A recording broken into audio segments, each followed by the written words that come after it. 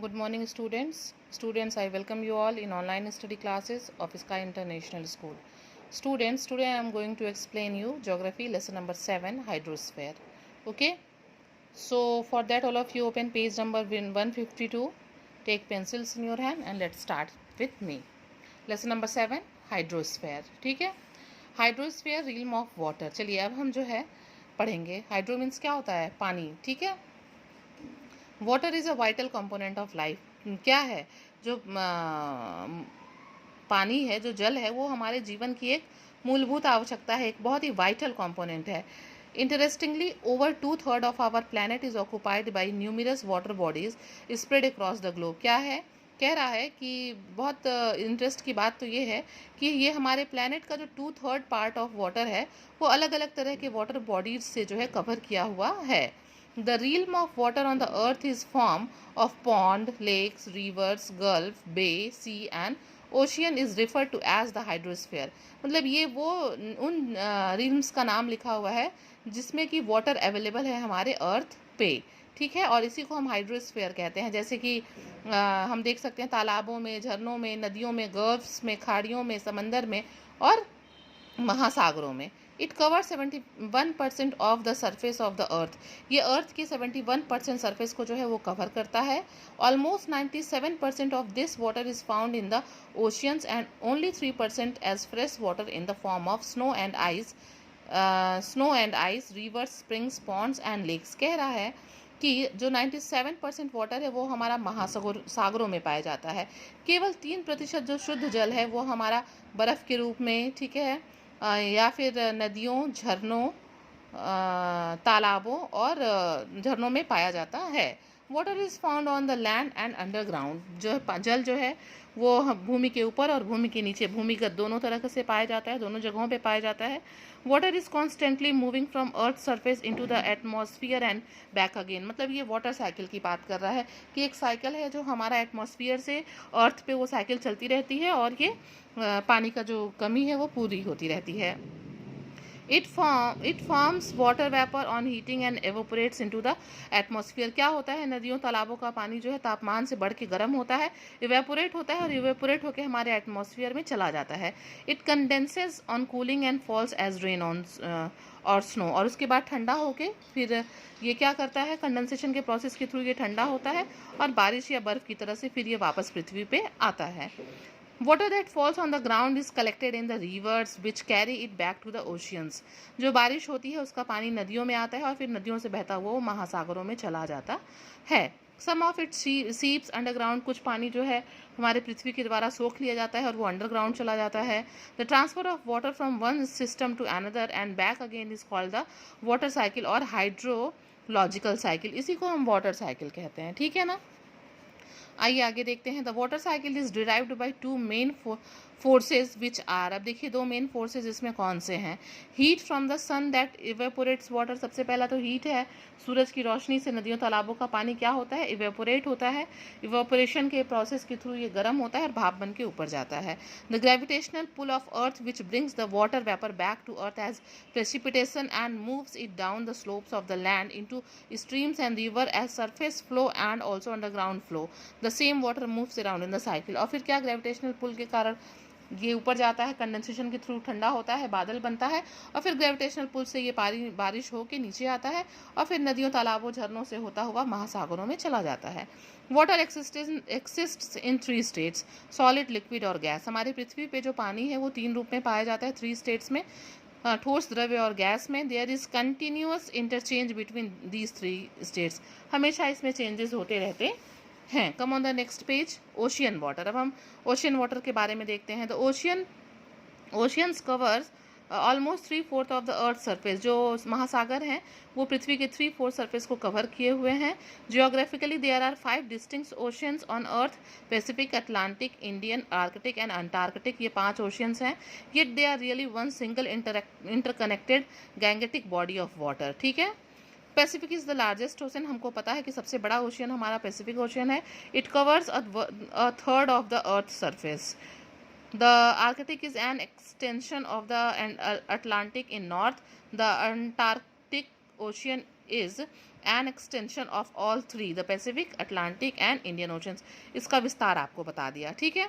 अब आइए salinity of the ocean, मतलब उसमें जो नमक, जो नमकीन होता है, जो सैलिनिटी होती है, जो नमक खारा होता है ना समंदर का पानी, ocean water is saline because it contains a variety of salts and dissolves mineral like sodium chloride, magnesium, calcium and potassium. जो समंदर का पानी होता है वो क्या लगता है हमको, सलाइन लगता है, नमकीन लगता है, क्योंकि उसमें सोडियम क्लोराइड, मैग्नीशियम, कैल्शियम और पोटेशियम घुले होते हैं। These minerals are brought down by rivers from the rocks on land. ये कहाँ से आते हैं, ये मिनरल्स जो है नदियाँ अपने साथ चट्टानों से बहा के ले आती हैं। The average salinity of ocean water is about 35 gram of salt पर 1000 ग्राम ऑफ वाटर। मतलब 1 किलोग्राम बराबर 1000 ग्राम होता है, 1 लीटर बराबर 1000 मिलीलीटर होता है। तो 1 लीटर पानी में अगर इतना ग्राम जो है मिलीलीटर, मतलब आप अगर ग्राम में ही चेक कर रहे हैं तो 1000 ग्राम में अगर 35 ग्राम वो आपका सैलिनिटी होगा, सॉल्ट होगा ऑफ वाटर एंड 35 डिग्री पर और 35 पीपीटी पार्ट्स पर 1000। तो ये क्या है, ये उसकी सैलिनिटी है। Salinity varies from one part of the ocean to the other part. Salinity जो है वो पानी के, समंदर के हर पार्ट में जो है वो घटती बढ़ती रहती है। Ocean salinity is high in the tropics due to active evaporation under clear skies. आप समझ रहे हैं, जो सैलिनिटी है वो ट्रॉपिक्स पे जो है क्या होती है, बहुत ही हाई होती है। क्यों, क्योंकि वहाँ पे जो इवापोरेशन है वो बहुत ही एक्टिव होता है। Enclosed sea also have a higher salinity where rivers and fresh water to the salinity salty oceans salinity reduce. जहाँ पे नदियाँ और समुंदर आपस में मिलते हैं वहाँ पे क्या होता है, सैलिनिटी कम हो जाती है। Melting icebergs and fresh water to decreases salinity. बर्फ़ों के पिघल के उसमें आने से और फ्रेश वाटर के उसमें ऐड होने से, समंदर के पानी में, महासागरों के पानी में भी ऐड होने से उसकी सैलिनिटी कम होती है। Excess rain is equatorial areas results in low salinity. और बहुत ज़्यादा बारिश होने पे भी पानी की जो सैलिनिटी है वो कम हो जाती है of ocean water. In the polar regions lack of evaporation and addition of water due to melting ice reduced salinity. समझ में आ रहा है, वहाँ पे जो क्या है, वहाँ पे इवापोरेशन कम होता है, बर्फ़ पिघलते रहते हैं और वहाँ पे वो आके समंदर में मिलते हैं जो कि सैलिनिटी को कम करते हैं। Salinity is an important property of sea water. जो ये नमकीन का जो खारेपन का गुण है, ये समंदर के पानी का एक बहुत ही महत्वपूर्ण गुण है। It affects the temperature, density, movement of sea water and distribution of marine life including fish among their other things। ठीक है, ये उसको हर चीज़ को, वो समंदर के टेम्परेचर को, डेंसिटी को, मूवमेंट ऑफ सी वाटर को ये अफेक्ट करता है, और distribution of marine life including fish and among other things, इसको भी वो बहुत ही प्रभावित करता है। आइए अगली हेडिंग है temperature of ocean water. Temperature हम देखते हैं, like land masses temperature of the ocean water varies from one place to another. बिल्कुल लैंड की तरह जैसे हमारे पृथ्वी पे ऐसा होता है, टेम्परेचर चेंजेस होते रहते हैं, वैसे समंदर पे भी अलग अलग जगहों पे अलग अलग टेम्परेचर होता है। Both at the surface and the depth. Ocean मतलब सरफेस में कुछ और, डेप्थ में कुछ और। Ocean water is the hottest near the equator. Equators के पास जो महासागरों का पानी है वो बहुत गर्म होता है। एंड कोल्डेस्ट पोलवर्ड्स, और पोल्स की तरफ ये पानी बहुत ठंडे होते हैं। In this context you must remember a few important points. आइए अब टेम्परेचर ऑफ वाटर के ओशियन वाटर्स में हम कुछ इंपॉर्टेंट पॉइंट्स देखते हैं। High temperature is recorded in the enclosed tropical seas. ठीक है, जो ट्रॉपिकल सीज है वहाँ पे बहुत हाई टेम्परेचर होता है। Temperature decreases with depth in the oceans because sunlight penetrates only to a maximum depth of 30 metre. ठीक है, कह रहा है कि अगर हम बहुत गहराई में जाएं तो वहाँ टेम्परेचर बहुत कम होता है, क्योंकि जो रोशनी है वो 30 मीटर्स तक ही एकदम अच्छे से मैक्सिमम पहुँच पाती है। Temperature variations between summer and winter are greater in the northern hemisphere than in the southern hemisphere due to the vast expansion of water in the southern hemisphere. समझ में आ रहा है, जो टेम्परेचर है वो नॉर्दर्न और साउदर्न के बीच में एक बहुत डिफरेंस आता है टेम्परेचर में, क्योंकि जो साउदर्न हेमिस्फेयर है उसका मोस्टली पार्ट जो है वो वाटर से कवर्ड है। The greater the salinity the higher is the temperature. जितनी ज़्यादा पानी की सैलिनिटी होगी उसका टेम्परेचर भी उतना ही ज़्यादा होगा। Was temperature of ocean water as salt absorb more heat. ऐसा इसलिए क्योंकि सैलिनिटी ज़्यादा है, मतलब वहाँ सॉल्ट ज़्यादा है, और सॉल्ट जो है वो टेम्परेचर को अच्छे से एब्जॉर्ब करता है। आइए अब हम देखते हैं ओशियन वाटर इन मूवमेंट, कि समंदर के पानी का जो मूवमेंट है। Ocean water is constantly moving. महासागरों का पानी लगातार घूमता रहता है, मूव करता रहता है। The movement of ocean water takes place in 3 different veg.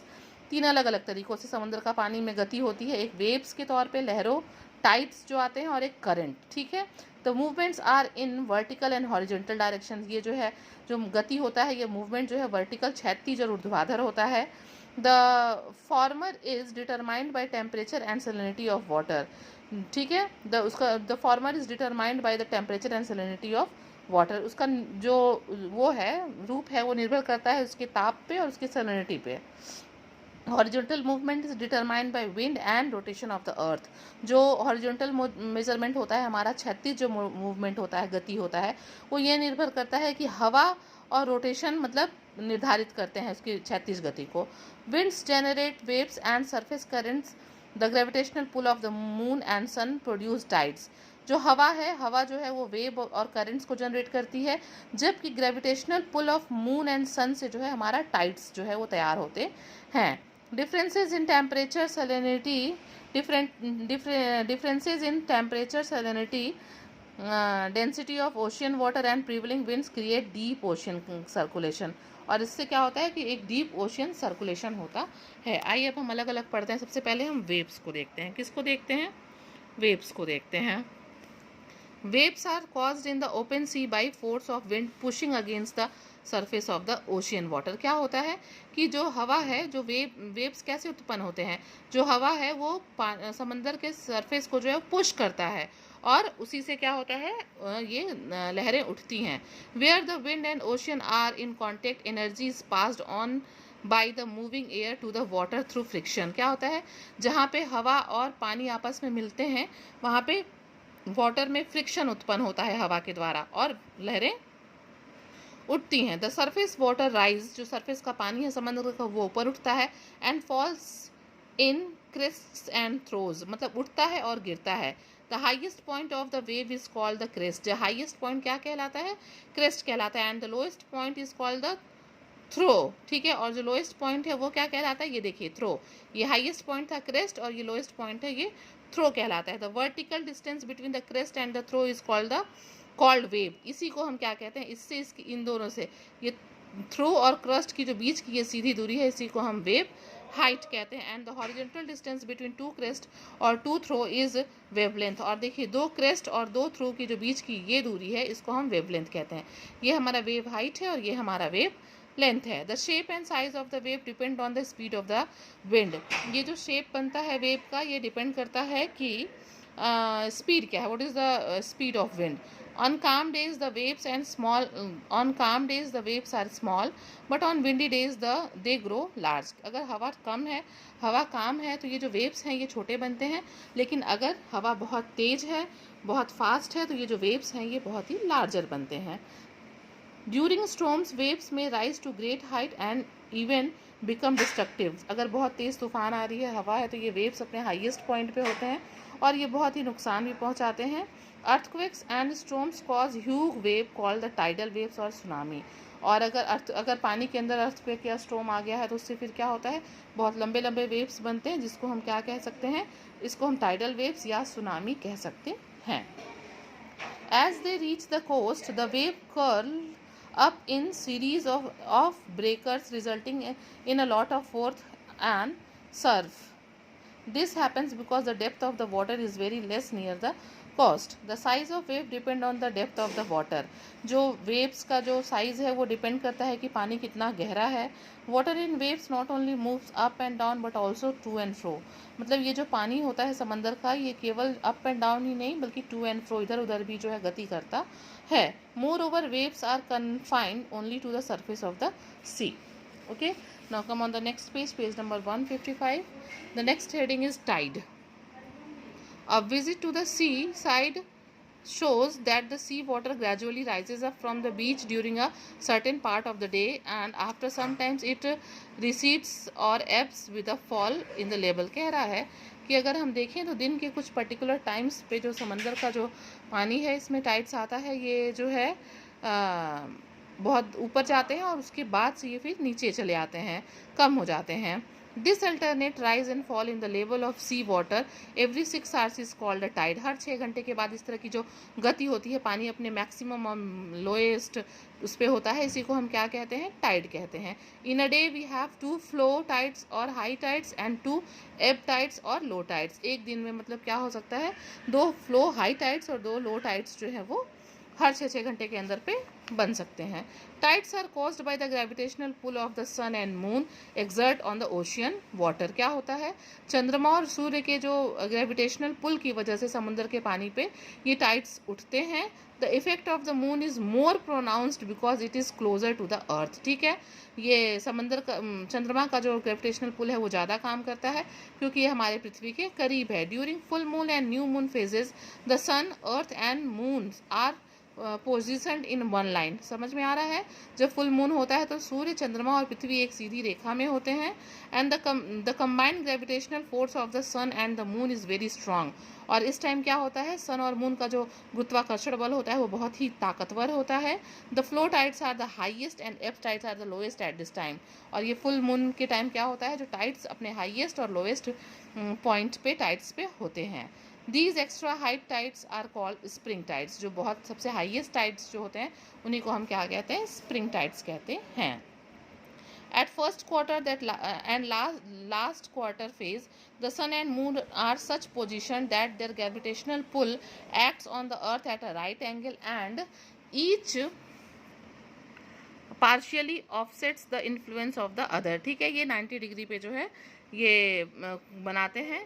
The daily tidal range is less. These very low tides are neap tides. जो बहुत हाई टाइड्स होते हैं उनको हमने अभी स्प्रिंग टाइड्स पढ़ा था, और जो बहुत लो टाइड्स होते हैं उनको हम क्या कहते हैं, नीप टाइड कहते हैं. आइए सिग्निफिकेंस ऑफ टाइप भी देखते हैं. Tides are useful for fishing and navigation. ये जो नेविगेशन के लिए, मछली फिशिंग के लिए ये टाइड्स बहुत इंपॉर्टेंट, यूजफुल, उपयोगी होते हैं. They help in shipping and trade. मतलब नाविकों के लिए, व्यवसाय के लिए भी ये मदद करते हैं. When the level of water rises with incoming tides, small ships and fishing boats enter the otherwise shallow water of deltas and estuaries. Tidal water clears away a lot of mud, silt and garbages brought down by rivers from the land into the depth of sea. मतलब उसकी सफाई भी हो जाती है. जो नदियों से बह के कचड़े इसमें आए रहते हैं तो इन टाइड्स की वजह से वो निकल के जो हाईएस्ट पॉइंट पे आते होंगे तो बाहर चले आते होंगे, सफाई भी हो जाती है. Tidal energy is being used to generate electricity as in Canada, UK, France and Japan. यानी कि यूनाइटेड किंगडम, कनाडा, फ्रांस और जापान में इन टाइडल एनर्जीज़ का यूज़ हम बिजली प्रोड्यूस करने के लिए, इलेक्ट्रिसिटी प्रोड्यूस करने के लिए करते हैं. Tide helps marine organism to obtain food that comes in with the rising and falling water levels. ठीक है, इसमें मरीन जो ऑर्गेनिज्म है उनको जो है खाने के लिए चीज़ें भी मिल जाती हैं. आइए अब हम ओशन करंट की बात करते हैं. An ocean current in the movement of large bodies of ocean water in the form of streams on the surface of ocean along a defined path. Current moving from equatorial regions is cold, polar regions are warm. Equatorial region में जो current होते हैं वो गर्म होते हैं, हमको पता है भाई, वहाँ पे सन रेज बिल्कुल वर्टिकल होती हैं, और जो पोलर पे होंगे वो ठंडी होंगी. Those moving from polar region towards equatorial regions are cold. और जो पोलर से इक्वेटोरियल रीजन में बहती हैं वो ठंडी होंगी क्योंकि पोलर रीजन पे टेम्परेचर कम होता है. The actual difference in temperature of warm and cold current is of only a few degree Celsius. समझ में आ रहा है, जो कोल्ड करंट और वार्म करंट होते हैं इनका जो डिफरेंस है वो बहुत ही कम होता है. Ocean currents are normally swift, deep and narrow, ranging in speed from 2 to 10 kilometre per hour. समझ में आ रहा है, जो ओशियन करंट होते हैं वो नॉर्मली बहुत स्विफ्ट, बहुत तेज, मतलब स्विफ्ट होते हैं, बहुत गहरे होते हैं, नैरो होते हैं, और इनकी जो स्पीड है वो 2 to 10 किलोमीटर पर आवर होती है. Broader and slower currents are called drift. और जो बहुत ही स्वेलो इन डेप्थ होते हैं ऐसे करंट वो बहुत ही ड्रिफ्ट होते हैं. They move at a speed of 1 to 3 kilometre per our. ये 1 से 3 किलोमीटर प्रति घंटे की रफ्तार से जो है चलते हैं, 1 से 3 किलोमीटर प्रति घंटे की रफ्तार से. Several factors come into play to cause ocean currents to move as current. मतलब बहुत से कारण हैं जो जिसकी वजह से ये जो है ओशियन करंट्स जो हैं वो उठते हैं. आइए अब हम देखते हैं. Direction and movement of ocean currents is generally controlled by the direction of the prevailing wind. ये जो करंट है वो इन करंट का जो डायरेक्शन है वो मोस्टली जो है निर्धारित करता है, हवा की दिशा इसको निर्धारित करती है। Varying temperature, salinity and density of ocean current, इनका जो टेम्परेचर है वो समंदर के सैलिनिटी और उनके डेंसिटी पे डिपेंड करता है। Shape of the adjoining coast line, कि उसका कोस्ट लाइन का शेप क्या है। And current in the northern hemisphere are deflected to the left and flow in the clockwise direction. जो हमारा नॉर्दर्न हेमिस्फीयर है वहाँ पे ये ओशियन करंट जो हवाएं हैं वो लेफ्ट में चलती हैं क्लॉकवाइज डायरेक्शन में, और साउदर्न हेमिस्फीयर में ये हमारे राइट में और एंटी क्लॉकवाइज डायरेक्शन में चलती हैं। और इसका किसके कारण ऐसा होता है, एक कोरियोलिस फोर्स होता है। कोरियोलिस फोर्स जो है वो हवा की दिशा को निर्धारित करता है। आइए अब देखते हैं significance of ocean currents. Ocean currents influence climate, trade, agriculture and fishing. इन सभी चीज़ों को जो ये समुद्र की जो धाराएं हैं, ये ओशियन करंट्स हैं, ये उसको प्रभावित करती हैं। They also affect other economic activities along the coastal areas and island. ये और भी दूसरी जो इकोनॉमिकल चीज़ें हैं उसको भी अफेक्ट करती हैं। They not only help in navigation of the ships but also provide rich fishing ground. ये केवल नेविगेटर्स की हेल्प ही नहीं करती हैं बल्कि फिशिंग के लिए ग्राउंड भी अवेलेबल कराती हैं। They are important in the following ways. अब हमारे लिए करंट कैसे इंपॉर्टेंट है वो हम इसको यहाँ देख लेते हैं। Ocean currents determine temperature of the place, they influence the climate of adjoining coastal areas. ये क्या करता है, ये वहाँ के ताप को, वहाँ के जलवायु को प्रभावित करता है और उसको निर्धारित भी करता है। Warm currents rises the temperature and cold currents lower the temperature of the adjoining land mass. उस एरिया के आसपास जो भी जगह है वो वार्म करंट्स उसको टेम्परेचर को बढ़ाते हैं और कोल्ड करंट वहाँ के टेम्परेचर को कम करते हैं। करंट हेल्प्स इन नेविगेशन, जो नेविगेटर्स होते हैं उनकी भी बहुत मदद होती है इन करंट्स से, ओशन करंट से। Shipping selling in the direction of current move faster, अगर वो हवा की धारा की दिशा में है तो फिर वो बहुत तेज़ी से मूव करते हैं। दे सेव टाइम एंड फ्यूल, इससे उनका समय और फ्यूल दोनों बचता है। दस important ocean highways follow favourable current when ever possible. और क्या होता है, नेविगेटर्स हमेशा ओशन करंट का ध्यान रखते हैं और उसी के अकॉर्डिंग जो है वो अपना जो सफ़र है वो तय करते हैं। Determine the amount of rainfall, जो ओशन करंट है ये बारिश को भी निर्धारित करता है। Onshore winds that passes over a warm ocean current pick up a large quantity of moisture. ये जो ऑनशोर विंड्स होते हैं ये अपने साथ बहुत बड़ी मात्रा में जो है मॉइस्चर लेके आते हैं। They are able to bring heavy rainfall to the coastal areas, और मॉइस्चर ले आने की वजह से, इनकी वजह से बहुत कोस्टल एरियाज में बारिश होती है। आइडियल कंडीशन फॉर फिशिंग, मतलब ये जो ओशन करंट्स है ये फिशिंग के लिए भी आइडियल कंडीशन जो है अवेलेबल कराते हैं। The areas where cold and warm currents meets have gained important as fishing banks of the world. बहुत इंपॉर्टेंट है ये फिशिंग बैंक्स के लिए। A fishing bank is a shallow sea area which is rich with fish. ये जो fishing banks होते हैं वो शैलो सी एरियाज़ हैं जहाँ पे मछली बहुत अच्छी मात्रा में पाई जाती है। Cold currents bring with them fish food called plankton from cold polar areas to support a large fish population. Small fish and mollusks feed on plankton and in turn become food for large fish। ठीक है, जो polar region से ये चीज़ें आती हैं उसको यहाँ के जो जानवर है वो खाते हैं, उनके लिए ये मतलब एक फूड का भी काम करता है और फिशिंग के लिए तो फिर अच्छा है ही है भाई। आइए हम सुनामी के बारे में देखते हैं। फरी ऑफ ओशियन वाटर्स, ठीक है। A large mass of sea water में form a massive sea waves that can devastate a coastal area. क्या होता है, बहुत अधिक मात्रा में जो समुद्र का पानी है वो क्या मैसिव सी वेव, अगर लहरें आती हैं तो वो कोस्टल एरियाज में बहुत ही उथल पुथल मचाती हैं, नुकसान पहुंचाती हैं। It is usually triggered of by a displacement of the rocks on the sea floor. अगर समंदर के सतह में चट्टानों में कोई डिस्प्लेसमेंट होता है तो उसकी वजह से जो है ये वेव्स ट्रिगर्ड होती हैं। सच large vertical movement and displacement of the crust generally occur eight plate boundaries. क्या होता है, ये क्रस्ट मेंटल कोर होता है ना, तो समंदर के अंदर जब भी कोई मूवमेंट होती है तो जो प्लेट बाउंड्रीज है वो हिलती हैं, उनमें डिस्प्लेसमेंट होता है जिसकी वजह से पानी में एक वर्टिकल मूवमेंट होता है।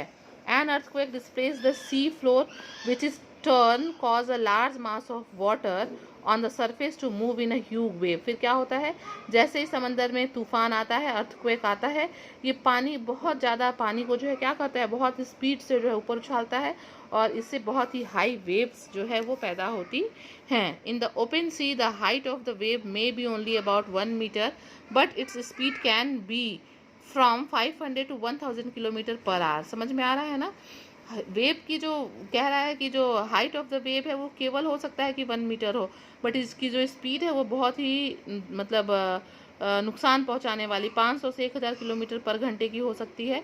Speed of the tsunami reduces close to shore but its height increases. ठीक है, जो कोस्ट पे आने के बाद क्या हो जाती है कि इस सुनामी की स्पीड जो है वो तो कम हो जाती है, बट इसकी हाइट जो है वो बहुत ज़्यादा होती है। After reaching the coast the tsunami lashes into a land destroying structure building and all the come in its way. और किनारे पर आते आते समंदर के जो भी किनारों पर चीज़ें हैं उसको ये बिल्कुल ख़त्म कर देती हैं, नष्ट कर देती हैं।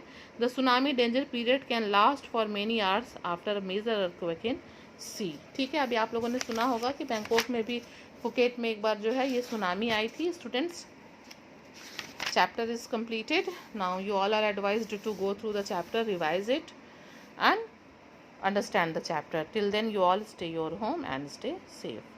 Thank you, students.